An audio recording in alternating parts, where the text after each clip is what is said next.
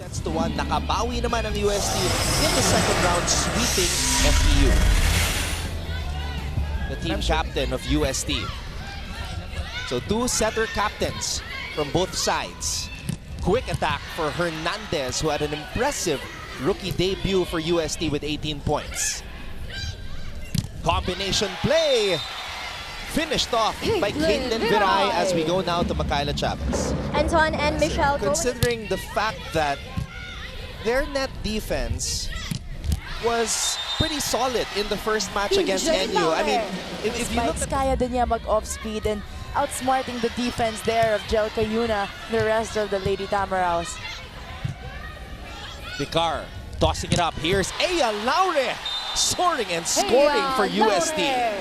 Another combination play there from UST. Hindi nababantayan ng blockers ng FEU dahil Alina Vicar has so many options. Hindi magpapatalo ang FEU as they try to fight their way back into this match. Laure though, showing us that familiar power. Doing a great job entering and trying to get those blockers.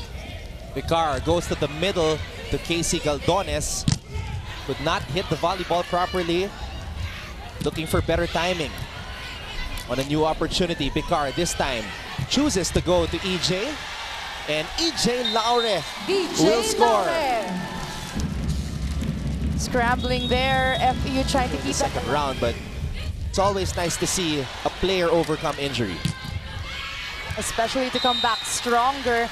And look at that, FEU safely guides that volleyball across the net to the FEU side. Cayuna!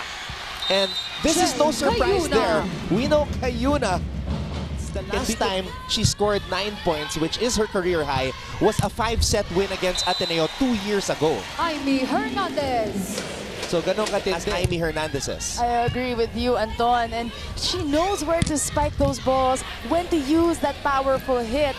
And this is just her second game, but we've seen so much from Amy Hernandez already. It really gets everybody excited as to how they can progress in the season of the UAAP. Cross-court attack by Aya. Running attack by Villarreal. Nothing there. Viray. Sweet spot. Caitlin Viray. Or Caitlin Viray. Iba talaga pag it's a sports family. Meanwhile, in the genes, Anton. Cayuna, combination play. Kiseo trying to finish that one off. But Valerio pops it up. Another kill for Caitlin Viray. And she led FEU in scoring in all of her 5 years as a Lady Tamarao. Cayuna tossing it up. Agudo trying to get creative. EJ Laure. Laure. Another sharp serve. FEU just got aced again. So, the University of the juniors game of, if I may allow to read. Health and safety of our players, teams, and fans are paramount. We have been coordinating with the DOH, LGU, and venue partners and continue to monitor the coronavirus situation closely. And due to recent developments, UST leading FEU 2-0. We were just talking about the UAAP Juniors Finals tomorrow because the brother of the Laure sisters, Echo Laure, will be participating in that game. He plays for NU. The Bullpups looking to win the championship and go back-to-back.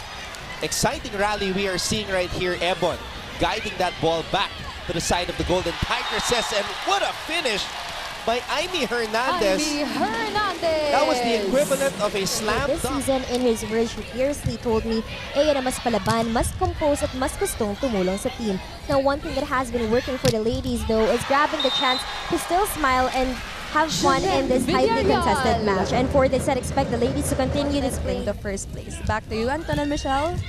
So timing. Timing lang sa receive. Yun yung pangunahing paalala ni Coach George sa kanyang kupunan as we see another.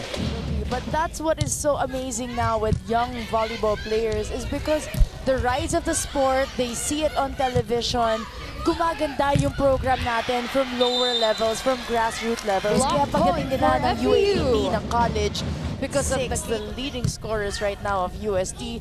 You see these girls, they're not at their prime, they're not at their senior year at dawn, but they're already ready to step into the UAAP. In a certain way, you have to know the likelihood of the attack that the player will be delivering, but I'm not sure you can prepare for the likelihood of whatever EJ would deliver on that type of a play. That was a difficult set. I mean, look at her body right here, Michelle. No matter another point for UST. Cayuna, running attack for Villarreal, popped up by Viray. Bicar gives it back to EJ Laure.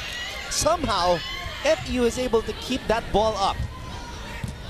Laure switching it up. Going for a more finesse attack. Bicar popped up by EJ. Quick attack for Aimee Hernandez. Here's the toss. Here's the spike over the blockers by Kiseo. Hernandez reaching for that volleyball. Aimee Hernandez. Part of the first set.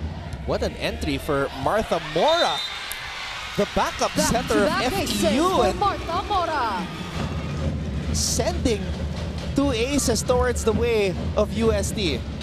Ito yung hinahanap natin sa game ng FEU, their services, which was really good and tough when they played against UE, and they really had a hard time. And look at that, back-to-back aces for FEU, led by Mark. And FEU right now is fired up to get back into this set and win their first set. EJ Laure. EJ Laure stops the run of the Lady Wala nga ako maalala, coach eh. Grabe. Baka maglalaro ako last year ko, Anton. Baka kuha lang ako ng high five from Coach Ramil. Honestly. Pero ngayon, dami niyang binibigay, ah. Generous na si Coach Ramil ngayon. Nag-trending yung high five niya kay Tintin Tiamzon as Ea Laure enjoying that one. Tipping it over the blockers. Because she knows how she's gonna variate her attacks. She knows when to use that lethal power. She also knows when to use her equally lethal tip. Situation right now as they trail UST by 7 and they get It's an aced ace from by EJ EJ. Laure.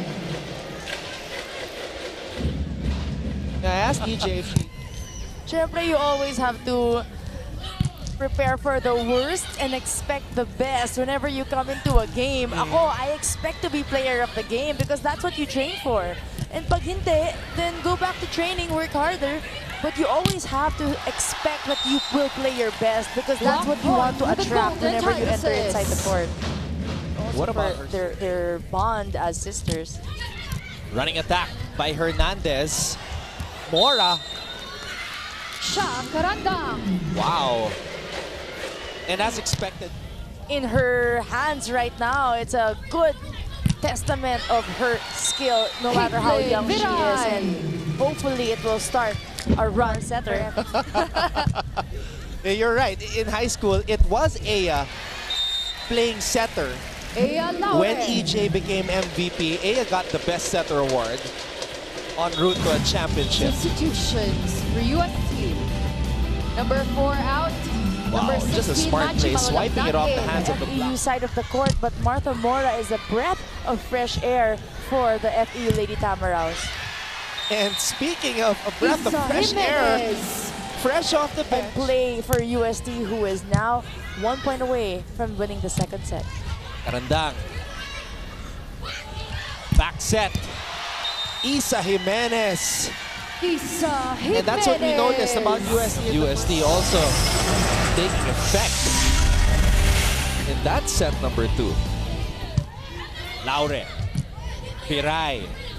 This is EJ Laure. EJ Laure. EJ Laure just looking.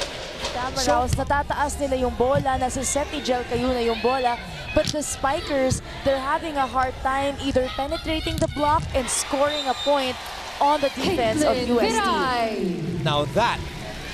Go the extra mile and see what happens in the end. Whoa!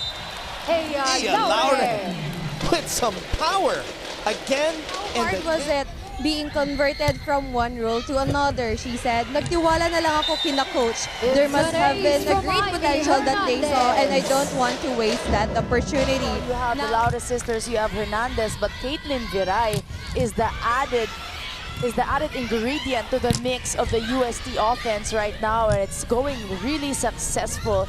Of course, you're led by Bicar, and another attempt there for Viray. Cayuna, standstill set for Villarreal. Jeanette Villarreal. Nobody there to meet her at the top of the net. Despite they have a 7-point advantage, she really wants to seal this set and this game. Pontos UST. 15 points in the match for Ea Laure. Ebon trying to tip it over despite the presence of EJ Laure and Casey Galdones. Duremdes, Cayuna, Agudo flies in for the spike. Ebon will swing. Met at the top by Casey Galdones. Maji Mangulabnan to Isa Jimenez. Ea Laure keeps it alive. Ball sent back to the FEU side by EJ Laure. Here's Laika Ebon, met at the top by EJ Laure. Karandang on a quick attack, but Ea is able to keep that ball in play. Cayuna tossing it up to Agudo. Van Agudo. Last year. So they have that aura of confidence. Hernandez rising quickly but couldn't put it down. Karandang does for FEU. Karandang. Agudo gets that one over. It's an ace. So that's an ace for Van Agudo. But she was successful. And the form, as you saw in that replay, very solid. Francisco, read well by Villarreal. There's much more pressure. You have to admire these players who are stepping into and changing the first six. Block point Isa for Jimenez, UST. despite it being now in for UST, she's a sophomore in college, but this is her first playing year in the UAAP. Attack from the middle by Agudo, but Francisco beating her at the top. Victoria! And listen to that Camille UST crowd Victoria! celebrating after that point. Congratulations to Camille Victoria, her first ever UAAP point. And her second one right there Block via point kill for block. Camille Victoria. Look at these players celebrate. Look at the fans of UST jumping up and down. She was up there all alone against Laika Ebon, and that is not an easy angle as a blocker, consistent in her serve. Mangulabnan did not even have to jump for that set. Ball delivered to the FEU side. Agudo. Jimenez keeps the ball in play. Balik ang bola sa FEU. Quick attack for Karandang. Karandang. Tuloy-tuloy na of Karandang, who is trying to rally up her teammates and inspire her other teammates to come up and win. Block point for FEU. And registering that kill block. Combination play. Isa Jimenez flying in for the kill. What a time to kill that ball, Jimenez, and the crowd goes wild. golden Before that tigresses play, are Anton, now I at was match looking at point. Coach Kung Fu. He was already looking at his bench. But you know the split-second Serves it decision. up for the Lady Tams. Mangulabnan. Baby Love Barbon breaks down the wall. Baby Love Barbon. And the second stringers